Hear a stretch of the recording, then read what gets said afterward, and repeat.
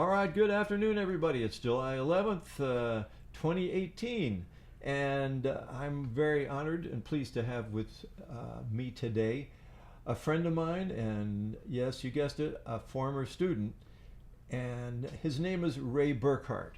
Now, Ray Burkhart is one of these triple threats, at least a triple threat, because he's a composer, this is his CD, and he also plays on this, if I'm not mistaken. Yep. And here he has a PhD. What did you get your PhD in, Ray? Musicology. Musicology. And here's his dissertation thesis, which is brass chamber music in Lyceum and Chautauqua. We'll ask him more about that later. So he's an academic, and he is a composer. This is a volume of his complete brass quintets, Trumpet 1, and this is a fabulous volume here, and he publishes it himself on, what's the website? RaymondBurkhart.com.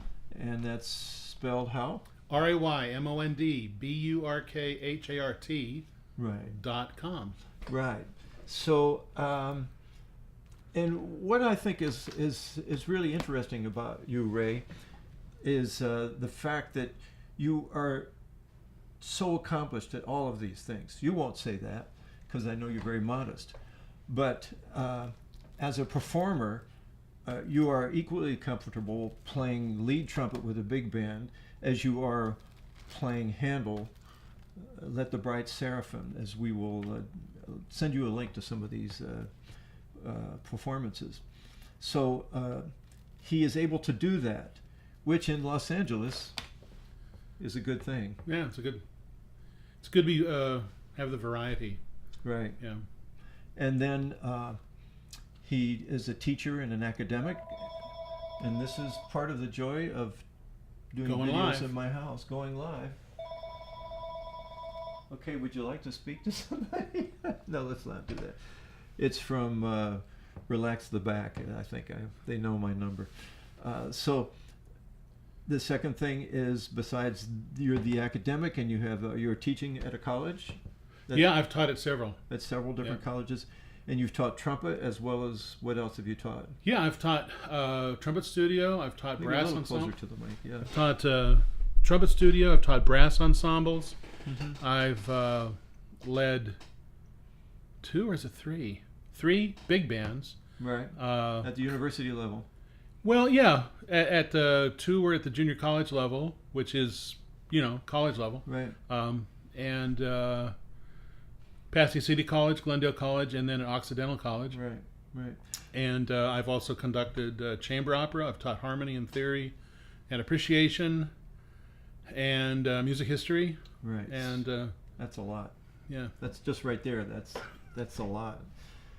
See what you can do with a PhD, ladies and gentlemen. most of that I did long before the. Oh, never mind. All right. So we have the player, we have the academic and the teacher, and then we have the composer. And something that tell us about your recent performance at the ITG. That's interesting to me. Well, Ryan Anthony, who's principal trumpet in the Dallas Symphony, Mm-hmm. Fantastic trumpet player, used to be with Canadian Brass. Mm-hmm. He, of course, has cancer and developed a program called Cancer Blows. And I'm not sure exactly when that first started. I know one of the big events was in 2015, and they've raised a lot of money for cancer research. And I actually met him a long time ago when he was playing a little brass quintet across the street from Disneyland at the Disneyland Hotel. Really? So he's from this area then? He's from San Diego, I didn't know that. I think, pretty much. Mm-hmm. And we heard there was this hot player over there, so on a break we went over there one time to hear him play. He was fantastic. Such a great player. Oh yeah, and a nice guy. Yeah. I met him again at I went to a Canadian Brass concert, and I met I think all 5 of the guys, and they asked if I had any Christmas music for 10 brass, Right. and I had music for 5 and 6. And so when they asked me that question, I said, well, yeah, in 2 weeks I will. Well, so it's the Canadian Brass. Yeah, and they were, at that time, and maybe still, they do a concert with the New York Philharmonic Brass Quintet of 10-part, that Wow. includes 10-part Christmas music. So how amazing was it to have music performed by such an elite group? I mean, Well, I think it was pretty fantastic, but I didn't know about it for years until years later. really? Yeah, he said, he wrote me and said, I'm aware of your music. We did it a long time ago with this concert. Wow. And I had never heard it. Well, After I gave did the music, I anybody make never. a recording of it or anything like that? Not in those days. I don't think so. Right. Right. Anyway, so I have been sending him examples of my music, and he likes it. He's programmed it a number of times already, different pieces. Wonderful. Yeah, And so the most Original recent, and arranged. most recent one was a world premiere at the recent ITG yeah. in San Antonio, and it was on the opening night concert, Cancer Blows, and it was a piece for what, 8 trumpets was it? Or? Well, it's for 4 trumpets with possible divisi, right. and he used I think 12, 3 on a part. Right. Right. Yeah, So it was wonderful. It was very exciting. thank you. And I had to pull off the side of the road. It was supposed to go off at 6 o'clock. yes.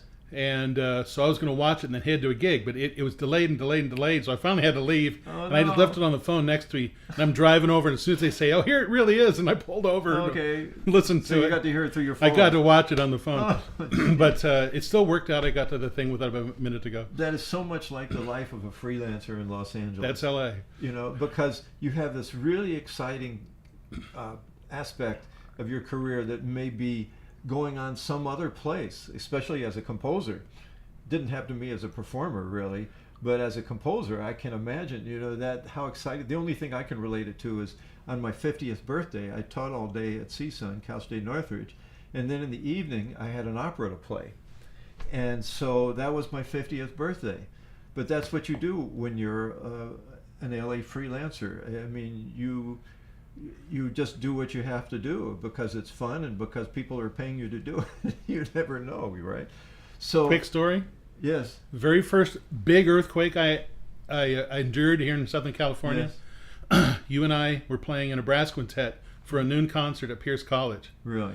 And so here's this enormous earthquake at 8 o'clock in the morning. About that. Yeah, and I'm thinking, and the radio says, don't go out, don't leave your house, don't do anything Yes. unless it's absolutely necessary. Right. So I called you up and I said, we've got this noon concert at Pierce. We got to leave, 10:30 or Right. whatever.